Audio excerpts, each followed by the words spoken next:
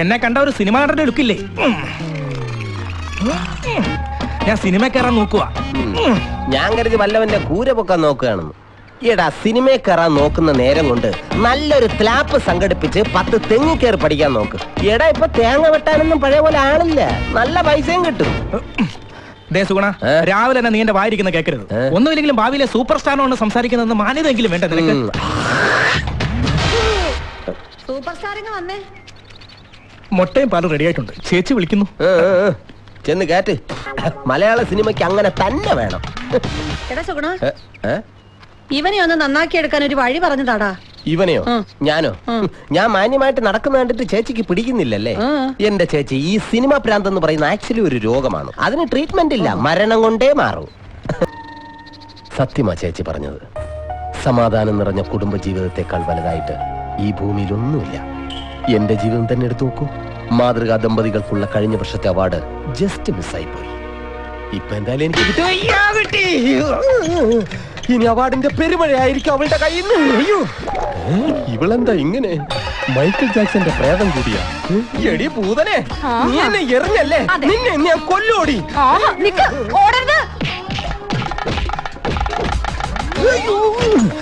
കൂടെ വന്നില്ലേ? എടി, എന്നെ കൊല്ലാൻ നോക്കിട്ട് നീ ഒളിച്ചിരിക്കാണല്ലേ? പേടിയാവും. എടി, പേടിയില്ലെങ്കിൽ ഇറങ്ങി വാടി, നാണം കെട്ടവളെ. എടി, നിന്റെ രക്തം കൊണ്ട് ഇന്ന് വാ കഴിവിറ്റേ ഞാൻ ഇന്ന് ഓഫീസിൽ പോവും. എന്തടി പേടിയാ? ധൈര്യം ഉണ്ട്, ഇറങ്ങി വാടി. വരില്ല. അയ്യോ, ചിരവേണ്ടി എറിഞ്ഞ് കീഴടങ്ങി. കൈ പൊക്കാ പിന്നെ വെടിവെക്കരുത്. ഞാനാണ് പറയണത്. അടുത്ത് നാട്ടുകാരുണ്ട്. വെറുതെ സംസാരിച്ച് അടി വാങ്ങിച്ചേരാതെ നീ കയറി പോകത്ത്. സമാധാനമായിട്ട് പറ, എന്താ പ്രശ്നം? ആരോടാ ഇന്നലെ രാത്രി 1 മണിക്ക് ശേഷം നിങ്ങൾ സംസാരിച്ചത്? 1 മണിക്കാ? എപ്പോ? 2 മണിക്കൂർ നിങ്ങൾ ആരോടാ 1 മണിക്ക് ശേഷം സംസാരിച്ചതെന്ന്? 2 മണിക്കൂർ സംസാരിച്ചതാ? അത് റോങ് നമ്പർ. റോങ് നമ്പറിനോടാണോ മനുഷ്യ 2 മണിക്കൂർ നീട്ടി വലിച്ചിരുന്ന് സംസാരിക്കുന്നത്? എടി, അത് പിന്നെ ഇങ്ങനെ ഒരാൾ വിളിക്കുമ്പോ ഉടനെ തന്നെ റോങ് നമ്പർ എന്ന് പറഞ്ഞു കഴിഞ്ഞാൽ അവര് നമ്മളെ കുറിച്ച് എന്ത് വിചാരിക്കില്ല. അതുകൊണ്ട് ഞാൻ കാര്യങ്ങളൊക്കെ പറഞ്ഞ് മനസ്സിലാക്കി. അവസാനം എനിക്ക് മനസ്സിലായി റോങ് നമ്പർ ആണെന്ന്. അയ്യോ പാപം, ഞാൻ ചേട്ടനെ വെറുതെ തെറ്റിദ്ധരിച്ചു. തെറ്റിദ്ധരിച്ചിട്ടാണെങ്കിൽ നീ എന്തിനാടി എന്നെ തല്ലിയത്? മാപ്പ് പറയടി. എടി, മാപ്പ് പറയാൻ ഇല്ലെങ്കിൽ നിന്നെ ഞാൻ കൊന്നുകളയും. നന്നായി വരട്ടെ. ആ സൂസിയുടെ നമ്പർ എനിക്ക് അറിയില്ലെന്ന് വിചാരിച്ചല്ലേ നിങ്ങള്? അറിയാറുണ്ടല്ലേ ചേട്ടാ? വീട്ടില് ചിരവ വേണം എന്ന് പറഞ്ഞത് ഇതിനായിരുന്നല്ലേ? ഇപ്പോഴാ സംഗതി ക്ലിയർ ആയത്. ഭാഗ്യം നാട്ടുകാരും കണ്ടില്ല. ഓഫീസിൽ പോകാൻ സമയമല്ലോ. മോളു സുലു, ബ്രേക്ക്ഫാസ്റ്റിന് എന്താടി? ഓക്കെ, ഞാൻ പറഞ്ഞല്ലോ. കല്യാണം കഴിച്ചതാണോ ഇയാള്? ഇല്ല. എന്നാ ധൈര്യമായിട്ട് വിളിച്ചോ. കല്യാണം കഴിക്കുന്നതോടുകൂടി എല്ലാ വിളി അവസാനിക്കും. ഒന്നുമില്ല, ഇവിടെ പറഞ്ഞതാ. നമസ്കാരം. അയ്യോ, എന്ത് പറ്റി സുഗുണ ഇത്? ഒന്നും പറയണ്ട ചേച്ചി, രാത്രിയിൽ ഒന്ന് ഫോൺ ചെയ്തതാ. ഫോൺ ചെയ്താ ഇങ്ങനെ വരുവോ? സംശയല്ലേ ചേച്ചി അവൾക്ക്? ആരുടാ സൂസി എന്ന് ചോദിച്ച അവൾ എന്നെ അടിച്ചത്. അതാരായി സൂസി? ചേച്ചിക്ക് അറിയില്ലല്ലോ? അതുപോലെ തന്നെ എനിക്കും അറിയില്ല. സത്യം. സംശയം ഉണ്ടെങ്കിൽ ചേച്ചി എന്റെ വീട്ടിൽ വന്ന് അവളോട് ചോദിച്ചു നോക്ക്. ചുമ്മാതാ ചേച്ചി, അടുക്കളയിൽ നിന്ന് എന്നെ പിന്നിലൂടെ വന്ന് തലങ്ങും വിലങ്ങും അടിച്ച് ഊപ്പാട് വരുത്തി ഇങ്ങേര്. അയ്യോ ചേച്ചി, ചിരവെടുത്ത് എന്റെ മണ്ടയടിച്ച് കീറിയതാ. ചേച്ചി, ഏതെങ്കിലും ഒരു പെണ്ണിനെ ആണുങ്ങൾ ഒലക്കിക്കടിക്കോ? പക്ഷെ ഇയാളുണ്ടല്ലോ, ഈ വൃത്തികെട്ടവൻ ഇയാൾ അടിച്ചു. അയ്യോ എടാ, എന്തോന്നാ നിങ്ങളുടെ പ്രശ്നം? സത്യം പറയടാ. ചേച്ചി, പാതിരാത്രി എഴുന്നേറ്റിരുന്ന് കണ്ണി കണ്ട വൃത്തികെട്ടവളുമാരെ വിളിക്കലാണ് ഇയാളുടെ സ്ഥിര പണി. എന്നും നേരം വെളുത്ത് എഴുന്നേക്കുമ്പോഴേ മൊബൈലിൽ നിറയെ കണ്ടവളുമാരെ ഫോൺ നമ്പർ. വിളിക്കുന്ന നമ്പരൊക്കെ മൊബൈലിൽ നിന്ന് മായ്ച്ചു കളയാൻ എനിക്ക് അറിഞ്ഞൂടാ ചേച്ചി. അത് ഞാൻ പഠിച്ചോണ്ടിരിക്കാണ്. അത് മായ്ച്ചു കളഞ്ഞാ പിന്നെ ഒരു നമ്പരും മൊബൈലിൽ കാണൂലല്ലോ. പിന്നെന്താ? കേട്ടോ ചേച്ചി ഇങ്ങനെ പറയുന്നത്? എന്നാലും വിളിലെത്തത്തില്ല. നിർത്ത്. ഇതൊന്നും അല്ല നിങ്ങളുടെ പ്രശ്നം. വിവാഹം കഴിഞ്ഞ 5 വർഷമായിട്ടും നിങ്ങൾക്കൊരു കുട്ടിയില്ല എന്നുള്ളതാണ് സത്യം ചേച്ചി. അതാണ്. പിന്നെ ഇത്രയും നാളൊന്നും കുട്ടികളെ വേണ്ടാന്ന് വെക്കരുത്. എന്റെ ചേച്ചി, ഞാനിത് ഏത് കാലം തൊട്ട് ഇയാളുടെ അടുത്ത് പറയണമെന്നറിയാം. ഭാര്യയും ഭർത്താവിനെയും തമ്മിൽ പരസ്പരം ബന്ധിപ്പിക്കുന്ന ഒരു കണ്ണിയാണ് മോനെ കുഞ്ഞുങ്ങളെന്ന് പറയുന്നത്. കേട്ട് പഠിക്കടി നീ. ചേച്ചിയെ പ്രസവിച്ച സൗന്ദര്യം പോകുന്നു പറഞ്ഞോണ്ട് ഈ വൃത്തികെട്ടവളെ പ്രസവിക്കാതിരിക്കും. ഇങ്ങോട്ട് വാടി. ഇനി അവിടെ നിൽക്കണ്ട. അത് ശരി, ഈ ചെറുപ്രായത്തിൽ കുഞ്ഞുകുട്ടി പരാധീനങ്ങൾ വേണ്ടെന്ന് പറഞ്ഞാൽ നിങ്ങളല്ലേ മനുഷ്യ? ചേച്ചിയുടെ മുമ്പ് വെച്ച് നീ വെറുതെ കള്ളത്തരം വിളിച്ച് കൂവുന്നല്ലേടി? ചേച്ചിയുടെ മുമ്പിൽ വെച്ച് നിങ്ങൾ തിരിച്ചു പിടിക്കുന്ന കൊല്ലുപടി. സമാധാനം. അങ്ങനെയാണെങ്കിൽ നിങ്ങൾ അവസാനമായിരിക്കും മനുഷ്യ. മക്കളെ ചിന്നു, അമ്മയെ വിളിച്ച അതാ വരുന്നേ. നമ്മളെ കൊണ്ട് വയ്യ. ചേച്ചി പോകരുത്, ഇതൊന്ന് കോംപ്രമൈസ് ആക്കിയിട്ട് പോയാ മതി. എടാ കൊലക്കുറ്റത്തിന് ഉത്തരം പറയാൻ എനിക്ക് വയ്യടാ. അവളുടെ കൈ പിടിച്ചു വെച്ചോണ്ട് എന്തോന്ന് കോംപ്രമൈസ് ആടാ. കൈ വിട്ട് കഴിഞ്ഞാൽ ഇവളെന്നെ വെട്ടി കീറും. പിന്നെ പോടാ, പാവത്തിനെ പറ്റി കള്ളം പറയാതെ.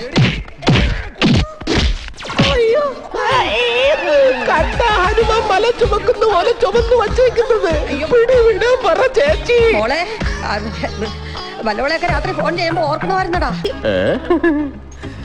അയ്യോ ചേച്ചി പേടിക്കണ്ട, നല്ല ഒന്നാം തരം ആശുപത്രിയാ, നല്ല സെറ്റപ്പാണ്, ഒന്നാം തരം ഓക്സിജനാ ഇതിനകത്ത്. പിന്നെ അസുഖം കൂടിയെന്ന് തോന്നിയാ അവര് തന്നെ എടുത്ത് ഫ്രീസറിനകത്ത് വെച്ചോളും. കട്ടന് വെളിയിൽ നിന്നാ പിന്നെ നമുക്കൊക്കെ ചേച്ചിയെ കാണാൻ പറ്റൂ. എടാ ഞാൻ എങ്ങനെ ഇവിടെ വന്നേ? ചേച്ചി വന്നേ, ഞാൻ പറഞ്ഞുതരാം. എന്തുവാടാ? റോഡിൽ തലയിറങ്ങി വീണ ചേച്ചിയെ ദേ ഈ നല്ല മനുഷ്യൻ എവിടെ എത്തിച്ചത്. പേര് ബാലൻ എന്നാണെങ്കിലും വലിയൊരു മനസ്സാണ്. എനിക്കിപ്പോ എന്റെ വീട്ടിൽ പോണം. അയ്യോ ചേച്ചി, അങ്ങനെ നമ്മുടെ ഇഷ്ടത്തിന് ഇറങ്ങി പോകാൻ പറ്റിയ ആശുപത്രി അല്ലത്. നമ്മളെ കൈ കിട്ടിക്കഴിഞ്ഞാൽ ഈ ഹോസ്പിറ്റലുകാര് നമുക്കൊരു വില നിശ്ചയിക്കും. അതിനാണ് അഡ്മിഷൻ ഫോമിൽ ജോലി എന്താണെന്ന് എഴുതി ചോദിക്കുന്നത്. ഈ മുനിസിപ്പാലിറ്റി സെക്കൻഡ് ഗ്രേഡ് ഓവർസിയർ നന്ദിനിക്ക് ഒരു വില ഈ ഹോസ്പിറ്റലുകാർ നിശ്ചയിച്ചിട്ടുണ്ട്. അത് കിട്ടാതെ ഈ പടിക്ക് പുറത്ത് അവർ വിടില്ല. അങ്ങനെയാണോ? എന്നാ ഒന്ന് കാണുമല്ലോ മനുഷ്യനെ മെനക്കെടുത്തുന്ന ഒരു ഏർപ്പാട്. എന്റെ പൊന്നു ചേച്ചി, ഈ സർക്കാർ ആശുപത്രിയും പ്രൈവറ്റ് ആശുപത്രിയും തമ്മിൽ ഒരു വ്യത്യാസമേ ഉള്ളൂ. ഇവര് ബില്ല് തരുമ്പോ നമ്മൾ പൈസ കവറിലിടാതെ മേശയ്ക്ക് മുകളിലൂടെ കൊടുക്കണം. സർക്കാർ ആശുപത്രിയിൽ പൈസ കവറിലിട്ട് മേശയ്ക്കടിയിലൂടെ കൊടുക്കണം. പക്ഷെ ബില്ല് തരില്ല. വന്നേ, ബില്ല് പേ ചെയ്യണം. അയ്യോ ചേച്ചിയുടെ കയ്യിൽ ബില്ല് കൊടുക്കരുത്. ചേച്ചി അതെ, ഇതാണ് എന്താ പ്രശ്നം? ഇതുവരെ വാങ്ങിയ ഞാൻ ചിലപ്പോ ബാറിൽ പോവും, ഇല്ലെങ്കിൽ ബിവറേജിൽ പോവും. കേട്ടാടി, ഇത് രണ്ടും നടന്നില്ലെങ്കിൽ ഷാപ്പിൽ പോയി മൂക്കുമുട്ടം കുടിക്കും. ഇതൊക്കെ ചോദിക്കാൻ നീ ആരാടി? കുടലേ അല്ല കുലടെ. എന്തെങ്കിലും സംസാരിക്കണുണ്ടെങ്കിൽ ആണുങ്ങളെ പോലെ ഈ മുറ്റത്തിറങ്ങി വന്ന് സംസാരിക്കണം. അപ്പൊ അറിയാം സുഗുണന്റെ യഥാർത്ഥ സ്വഭാവം എന്താണെന്ന്. കേട്ടാടി, ഇറങ്ങി വന്ന് അത്രയ്ക്ക് അഹങ്കാരോടെ നിനക്ക് പാതിരാത്രി പെണ്ണുങ്ങൾ കണ്ടാടി വീട്ടുമുറ്റത്ത് കാര്യം. നിങ്ങൾക്ക് ധൈര്യം ഉണ്ടെങ്കിൽ അകത്ത് കയറി വന്ന് സംസാരിച്ചോളണം. വെള്ളിയാഴ്ച ദിവസമായിട്ട് നീ എന്നെ വെല്ലുവിളിക്കുന്നോടി. എടി തച്ചോളി ഉദയനന്റെ കുടുംബമാടി ഞാൻ. വേണ്ടി വന്ന ഞാൻ വാള് വെച്ച് കളയും, കോരി കളഞ്ഞ് നിന്റെ ഊപ്പാട് വരും. കാണോടി, മര്യാദക്ക് ഇവിടെ കിടന്ന് പെർഫോം ചെയ്യാതെ എന്തെങ്കിലും കാണിക്കാണ്ടെങ്കിൽ വീടിന്റെ അകത്ത് വന്ന് പെർഫോം ചെയ്തോളാം. എന്റെ സ്വഭാവം അറിയാലോ.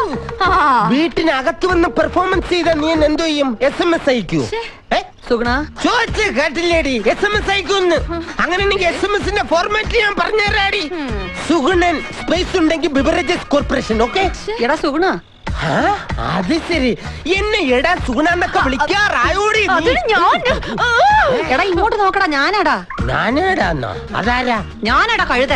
അയ്യോ നന്ദിനി അല്ല ചേച്ചി, കാര്യം പറ. എടാ ഒന്ന് നിർത്തടാ, അയലത്തുകാരിടുന്ന് ഉറങ്ങിക്കോട്ടടാ. ചേച്ചി വന്ന് നിന്റെ നല്ല സമയം, അല്ലെങ്കിൽ നിന്റെ കുടൽമാല എടുത്ത് ഞാൻ കഴുത്തിലിട്ട് പെർഫോമൻസ് ചെയ്തേനെ. ചേച്ചി പറ, ഏത് റോഡിന്റെ ടാറിങ്ങാ ചേച്ചിക്ക് ഇഷ്ടപ്പെടാത്തത്? എടാ നീ ഇവിടുത്തെ ശിവയെ കണ്ടായിരുന്നോ? അയ്യോ ഇത്രയും നേരം എന്റെ പോക്കറ്റിലുണ്ടായിരുന്നു, ഇപ്പൊ എടുത്ത് കളഞ്ഞേ ഉള്ളൂ. അയ്യോ അതല്ലടാ, ഞാൻ വഴക്ക് പറഞ്ഞിട്ട് അവൻ ഇറങ്ങിപ്പോയത്. വീട്ടിൽ വരാൻ സാധാരണ അവൻ ഇത്രയും താമസിക്കാറില്ല. അവൻ നിന്നോട് വല്ലതും പറഞ്ഞായിരുന്നോ? പിന്നെ എന്നോട് പറഞ്ഞിട്ടും അവന്റെ ഷാപ്പ്മേറ്റൊന്നും അല്ലല്ലോ. ചേച്ചി ഞാനൊരു കാര്യം പറയാം, ഇതേ വഴക്ക് ചേച്ചി കുറച്ച് മുമ്പേ പറഞ്ഞിരുന്നെങ്കിൽ അവൻ എന്നെ നന്നായി പോയേനെ. ഞാൻ ഫിറ്റായെന്ന അവരുടെയൊക്കെ ഒരു ധാരണ. എടീ സുലോചനെ, ധൈര്യം ഉണ്ടെങ്കിൽ ഇറങ്ങി വാടി ഇങ്ങോട്ട്. നിനക്ക് എന്നിട്ട് കേടാ സുഗുണ? അവളെ വരട്ടാനുള്ള ചെറിയൊരു പെർഫോമൻസ് അല്ലേ ചെയ്ത്? ചേച്ചി പോക്കോ, നാട്ടുകാർക്ക് ശല്യം ഉണ്ടാക്കാതെ പോക്കടന്നു പോ. നന്ദിനി ചേച്ചി പറഞ്ഞതുകൊണ്ട് എനിക്ക് മറുവാക്കില്ല, അതുകൊണ്ട് ഈ സുഗുണ അനുസരിക്കുകയാണ്. ചേച്ചി ഉറങ്ങിക്കോ. മോളെ സുലോചനെ, സുലു നല്ല വിശപ്പടി, കഞ്ഞോളമ്പടി, ഇന്ന് മുളക് ചമ്മന്തി വേണ്ട. ഞാനാ ചേച്ചി. പേടിച്ചു പോലും ഒറ്റ എണ്ണം തന്നിട്ടുണ്ടല്ലോ. ഇപ്പം മതിയായല്ലോ ചേച്ചിക്ക്. ഇതാണ് ഞാൻ വീട്ടിൽ കയറാതെ പുറത്ത് നിന്ന് പെർഫോമൻസ് ചെയ്തത്. ചേച്ചി ഒറ്റ എന്നെ അകത്തേറ്റി വിട്ടത്. പുറത്തെടുത്തിയ പെർഫോമൻസിന് അകത്ത് കയറിയപ്പോ അവൾ എനിക്ക് ശരിക്കും SMS തന്നു. ഇടത്തി ദിവസവും വന്നിങ്ങനെ കുടിച്ച് ബഹളം ഉണ്ടാക്കി അയലത്തുകാർക്ക് കിടക്കപ്പുറത്ത് വേണ്ടടാ. എനിക്കിപ്പോ ഒന്നിനും വയ്യ, നീ പോ. അങ്ങോട്ട് എന്നാ അവൾ എന്നെ അടിക്കും ചേച്ചി. ഇവിടെ നിന്നാ നിന്നെ ഞാൻ അടിക്കും. മര്യാദക്ക് പോ സുഗുണ. ശരി, അങ്ങനെ തോറ്റു കൊടുക്കാൻ ഈ സുഗുണനെ കിട്ടില്ല. അവളുടെ കയ്യിൽ നിന്ന് ബാക്കും കൂടെ വാങ്ങിച്ചിട്ട് ഞാൻ കിടന്ന് ഉറങ്ങൂ.